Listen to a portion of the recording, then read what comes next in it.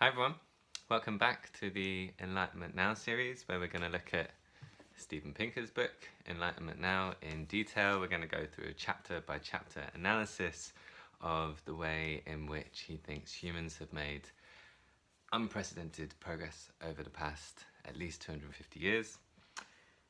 And in this episode we're going to delve straight into the first topic that Pinker takes on, which is life.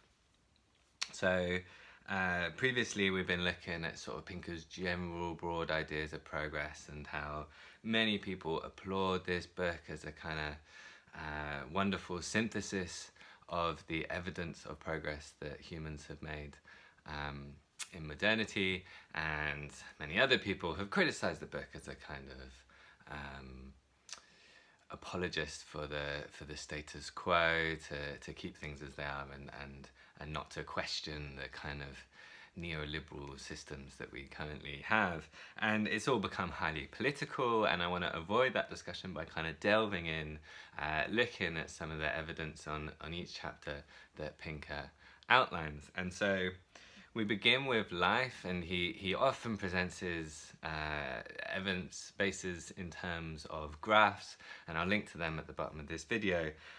But in general, from the kind of 18th century onwards, life expectancy has shot up. I'll give you some statistics. So from around 1870 in Europe and America, this increase in life expectancy began in the rest of the world, in Asia and Africa, from about 1920 onwards. So we have this picture where in 1800 the general life expectancy of the world was around 40, and fast forward to the modern day, and now your average global life expectancy is 70. So it's almost doubled, and that's a tremendous achievement.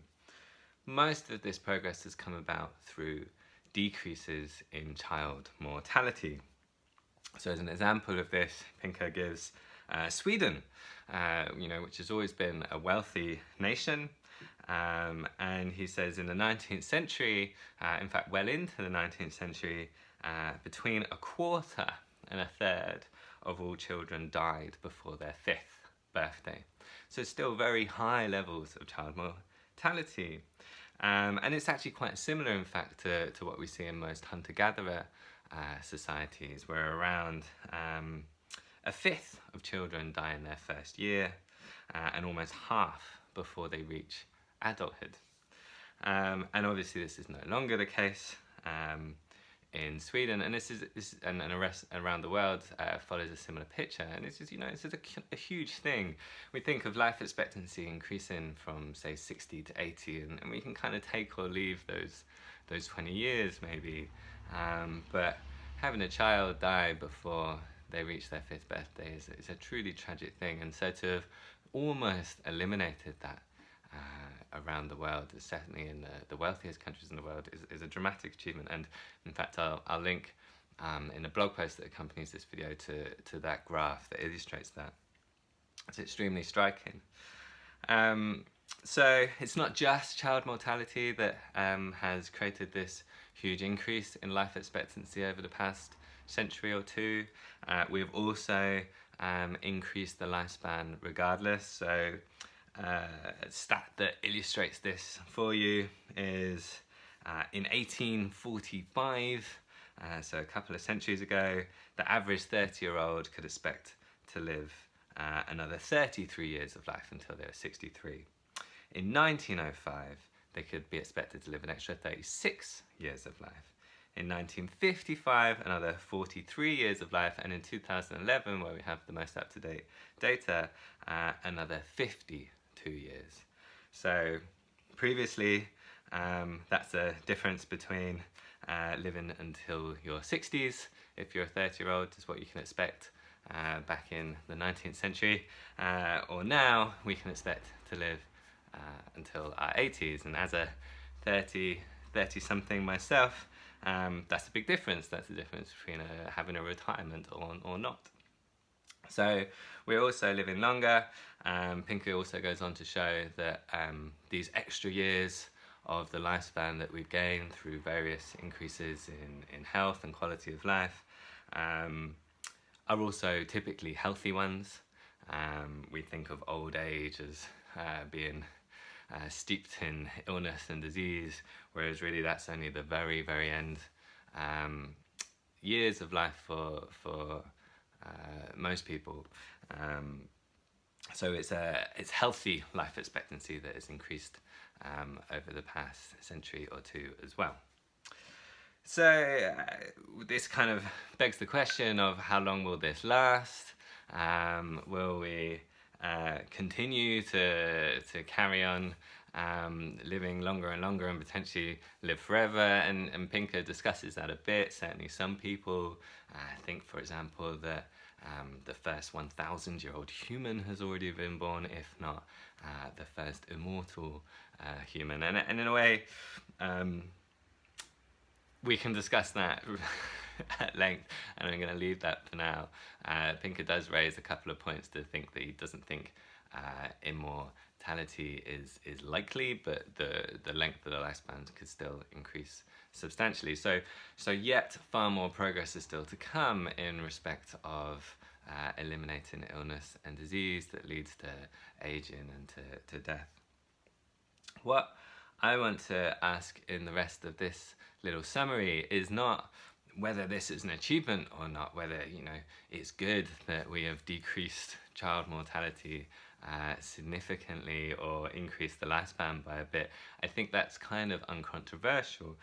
What I want to look at is the kind of psychological consequences of living in an age where not only have we witnessed this extra 20 years, we've gone from thinking of a human lifespan in terms of 60 years to one of 80, of thinking of children as potentially not likely to make it to adulthood, a kind of 50-50 chance. We've gone from thinking that is the norm to thinking that, well, actually we're in control of our fate.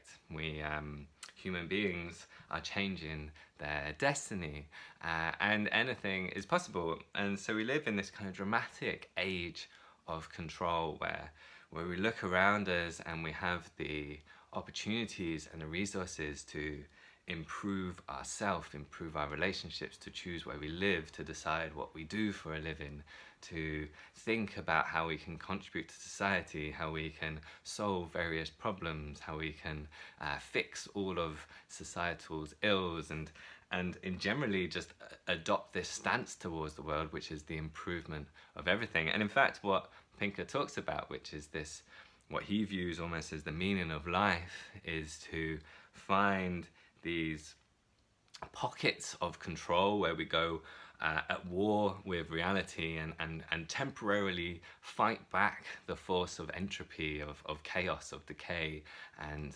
improve life. What does this do to our psychological state? And in my book, The Happiness Problem, I looked at this and argued that this philosophy of being able to improve everything makes us think far more in terms of instrumental values. So instead of viewing the world as it is and seeing value in what we currently have, we see possibility and potential everywhere. And it's very quick in that circumstance for humans to become human resources, for bodies to become machines that can do things, for ancient woodlands to become ecosystem services, for animals to become meat, and so on. We kind of don't just look at something and see it as valuable in itself, but see it as something that we can do stuff with. What can that do for us? And this is great in terms of making progress. This is great for improving everything.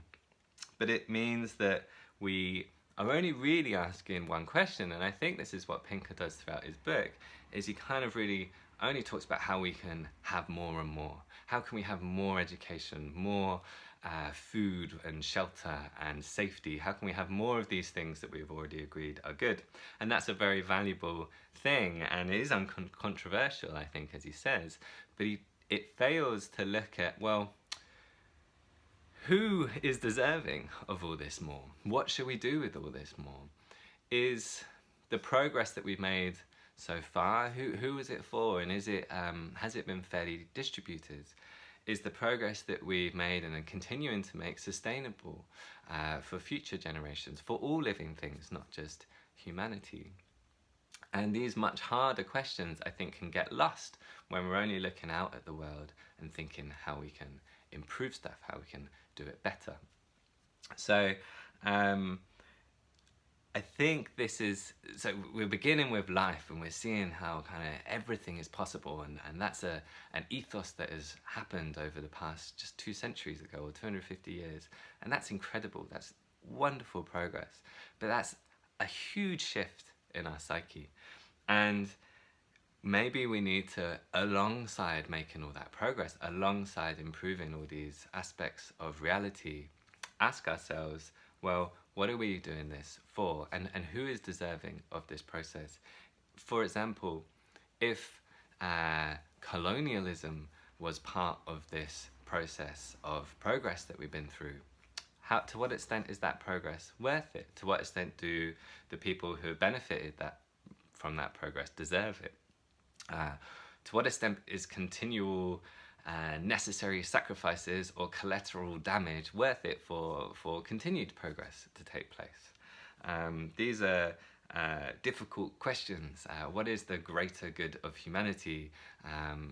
Certainly from the perspective of people who don't necessarily benefit from that greater good. So I'm not going to answer any of those questions there, but I think I'm going to thread that through as we look at various other things that Pinker considers on a chapter by chapter basis. Looking at life is just the beginning, and now we have the groundwork on which to really delve in much deeper. So looking forward to the next video. Cheers.